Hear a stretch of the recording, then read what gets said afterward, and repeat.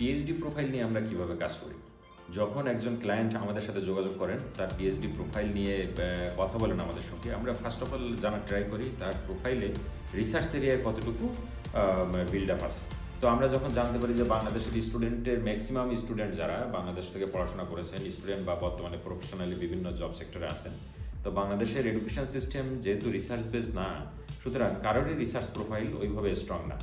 সুতরাং এখানে মেইনলি যে বিষয়টাকে আপনাকে আগেই ফোকাস করতে হবে, আপনার প্রোফাইলটাকে ইনক্রিজ করতে হবে ওই স্কলারশিপটাকে পাওয়ার জন্য।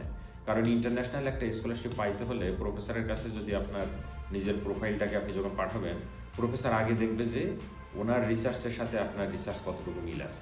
সো আমরা এখানে তিনটা ধাপে কাজ করছি। প্রথমে প্রফেসরের প্রোফাইল অ্যানালাইসিস করছি, প্রফেসরের রিসার্চগুলো আমরা পড়তেছি, ওখান থেকে প্রফেসরের রিসার্চ গ্যাপ আমরা আইডেন্টিফাই করি।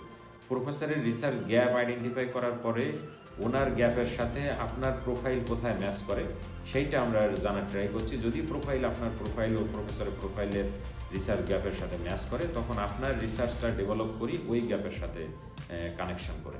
যখন আপনার প্রোফাইল প্রফেসরের রিসার্চ গ্যাপের সাথে বিল্ড আপ করা হবে রিসার্চ এরিয়ায়, তখন ওই প্রোফাইলটা যখন আমরা ওই প্রফেসরের কাছে পাঠাবো, প্রফেসর কিন্তু ইন্টারেস্ট ফিল করবে আপনাকে ফান্ডিং দিতে।